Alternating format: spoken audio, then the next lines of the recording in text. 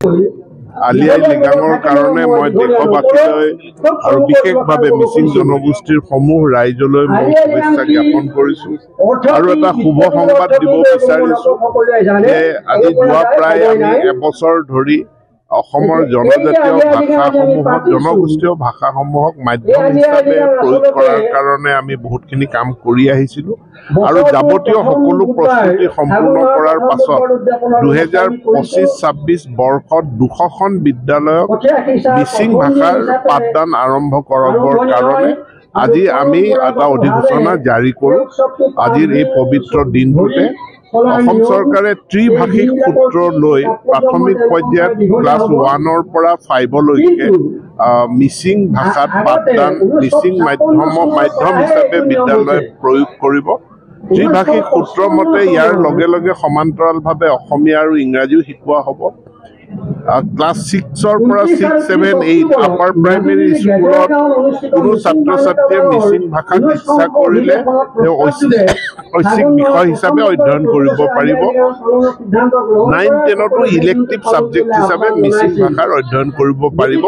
গতিকে এই 2025-26 বৰ্ষ যিটো শিক্ষাবৰ্ষ আৰম্ভ হ'ব এই শিক্ষাবৰ্ষতে আমি 200খন বিদ্যালয়ত মিচিং মাধ্যমৰ বিদ্যালয় হিচাপে আৰম্ভ কৰিম। অনুৰূপভাৱে ৰাভা, তিৱা, কাৰ্বি, ডিমাচা আৰু চাওতাল ভাষাটো আমি পাঠদান কৰাৰ কাৰণে যাৱতীয় প্ৰস্তুতি সম্পূৰ্ণ কৰিছোঁ। কেইটামান দিনৰ পাছতে এই ভাষাকেইটাৰ ক্ষেত্ৰতো আমি অধিসূচনা আমি জাৰি কৰিম। হয়, নিউ এডুকেশ্যন পলিচিৰ অধীনতে মাতৃভাষাৰ জৰিয়তে শিক্ষাদানত গুৰুত্ব প্ৰদান কৰি আমি এই বছৰ 200খন বিদ্যালয়ক মিচিং মাধ্যমৰ বিদ্যালয় হিচাপে আজি আমি ঘোষণা কৰিছোঁ। পুৰণি বিদ্যালয়, সেই পুৰণি বিদ্যালয়তে আৰম্ভ হ'ব প্ৰথম ক শ্ৰেণীৰ পৰা এই 25-26 বিত্তীয় শিক্ষাবৰ্ষত ক শ্ৰেণী আৰু ক্লাছ 1ত নামভৰ্তি হ'ব। অসমৰ অন্যতম চহকী প্ৰাচীন আৰু সুসংস্কৃত দ্বিতীয় বৃহৎ জনগোষ্ঠী মিচিং ভগ্নী আৰু ভাইসকলৰ অন্যতম কৃষিভিত্তিক উৎসৱ আলি আই লিগাঙৰ আজি গুৱাহাটীত আয়োজিত কাৰ্যসূচীত উপস্থিত থাকি আমি অত্যন্ত আনন্দিত হৈছোঁ।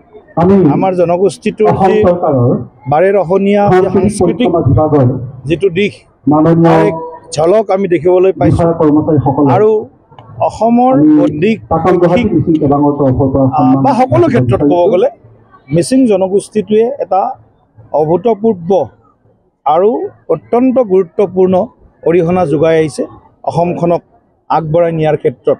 গতিকে জনগোষ্ঠীটোৰ উত্তৰণৰ হকে আমাৰ চৰকাৰে বা এওঁলোকৰ যি দীৰ্ঘদিনীয়া সমস্যাবিলাক আছিল সেই সমস্যাবিলাক সমাধানৰ বাবে ক'ৰবাত মথাউৰি নিৰ্মাণ লাগে, ক'ৰবাত শৈক্ষিক প্ৰতিষ্ঠান লাগে, ক'ৰবাত ৰাস্তা লাগে, ক'ৰবাত সাংস্কৃতিক প্ৰকল্প লাগে ইত্যাদি ইত্যাদি যিবিলাক বিষয় আছিল এই গোটেইবিলাক বিষয় আমি ইতিমধ্যে আগবঢ়াই লৈ যোৱাৰ প্ৰয়াস কৰিছোঁ। অসম চৰকাৰ এই জনগোষ্ঠীটোৰ উত্তৰণৰ লগত আমি থিয় হৈ আছোঁ।